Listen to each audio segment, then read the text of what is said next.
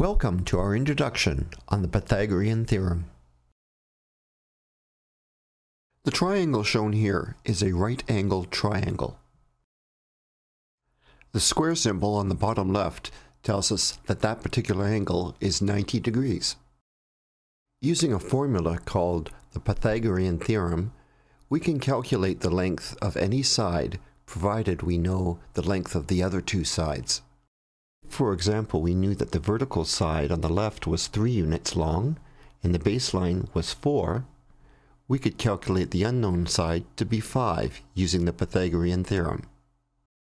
It doesn't matter which sides we are given.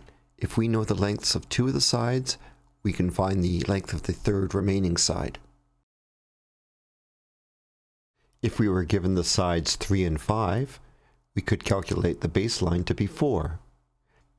So, what is this theorem, and why is it given such a funny name? Introducing Pythagoras, a Greek mathematician that was born around 570 BC and best known for creating, or at least proving, our Pythagorean theorem. Before introducing the formula itself, let's consider a few parts of our right-angled triangle. To use the Pythagorean theorem, we must start with a right-angled triangle. That is, one of the angles must be 90 degrees. The hypotenuse will be the longest side and is always directly opposite the 90-degree angle. The hypotenuse side is often given the label C.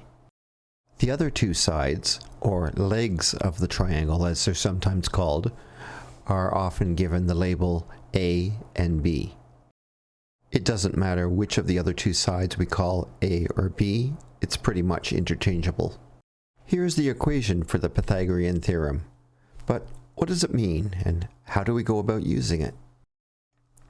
In this example, again, we'll use the letters A, B, and C to label our triangle, remembering that C is usually reserved for the hypotenuse. And also, we'll add some numeric values.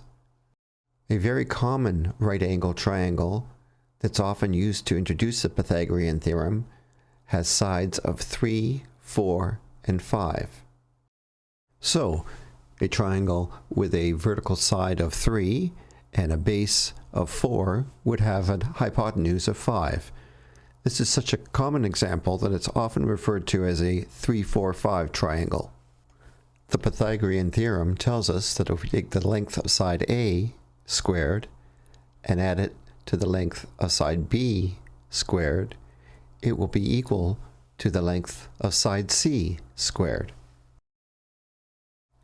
Continuing the evaluation, we see that 9 plus 16 does indeed equal 25. So we can conclude that the Pythagorean theorem is correct. A squared plus B squared equals C squared. When we talk about squaring a number, we're talking about multiplying that number by itself. Have you ever stopped to consider why we call this term squaring to describe this process? We can use tiles to picture an actual square that represents the exponents. Imagine a square that has a length and width of 3 centimeters. When we create a square with dimensions of 3 on each side, we end up with a total of 9 blocks. We are literally squaring 3 to get 9. Now let's apply this idea to the same right-angled triangle from before. Imagine our sides, or legs as they are often referred to, have lengths of 3 and 4. According to the Pythagorean theorem, we should expect our hypotenuse to be 5, because 3 squared plus 4 squared is equal to 5 squared.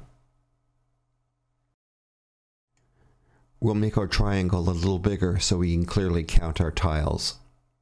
Our vertical side of 3, our horizontal base of 4, and a hypotenuse of 5.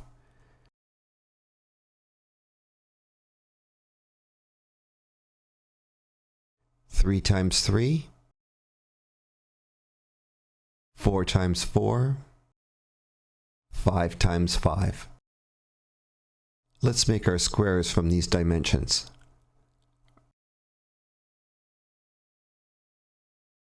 Our vertical side, when squared, contains 9 tiles. Our horizontal base, when squared, contains 16 tiles. And our hypotenuse, when squared, contains 25 tiles. 9 plus 16 equals 25. This illustrates the basis of the Pythagorean theorem.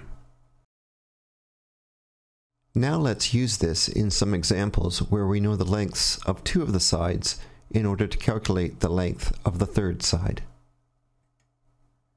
We have a triangle here with a vertical side of 3, a horizontal base of 5, and we're being asked what is the length of the hypotenuse.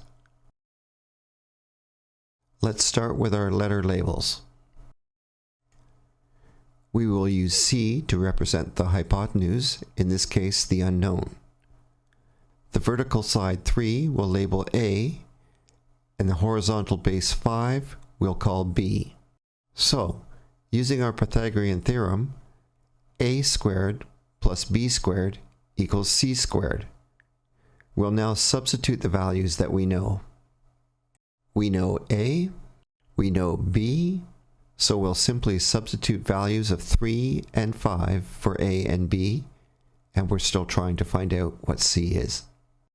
So now we have an equation, 3 squared plus 5 squared equals C squared. We'll simplify that a little bit more, but before we do, we're going to rearrange our equation a little bit. It's usual to place the variable or the unknown that we're trying to find on the left-hand side of the equation and all the numeric values on the right-hand side. So let's just rearrange our equation a bit. We can flip it around so we have C squared equals 3 squared plus 5 squared. Now we can continue evaluating. C squared equals 3 squared plus 5 squared. 3 squared becomes 9, and 5 squared becomes 25. So we can say C squared equals 9 plus 25. C squared equals 34. Now with this equation, we have a value for C squared, but we're looking for the value of C by itself. So if we take the square root of that C squared, it will become C.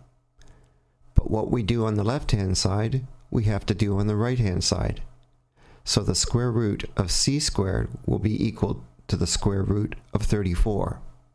So the square root of C squared is C, and the square root of 34 is 5.83.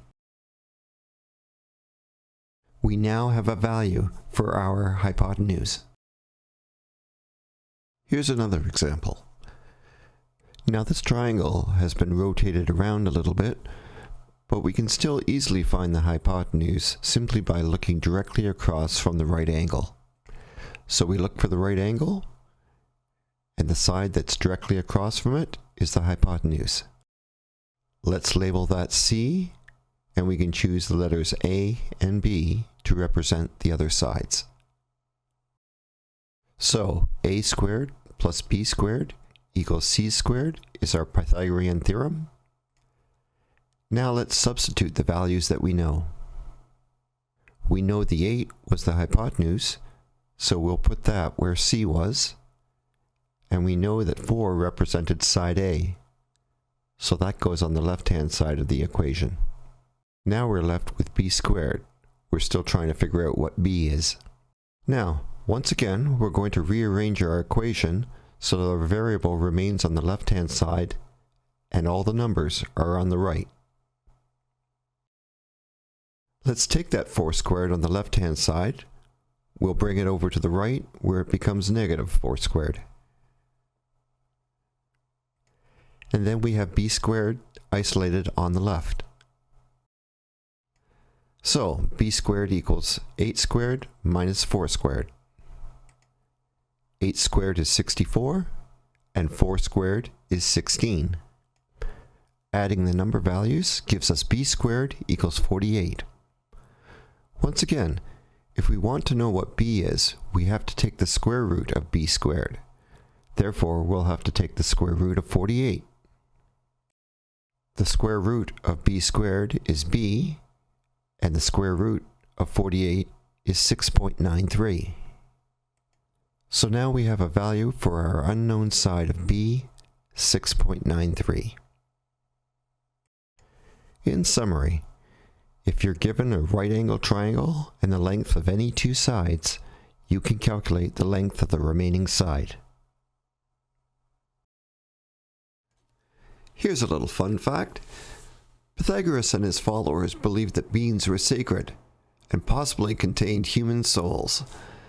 Because of this, members of the Pythagorean school were forbidden to eat beans, and some ancient sources even claim that Pythagoras once refused to cross a bean field while fleeing danger.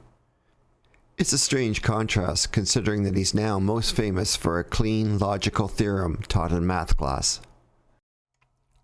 I hope you found this video helpful, and that you're comfortable now with finding unknown sides using the Pythagorean theorem. And watch out for those bean fields.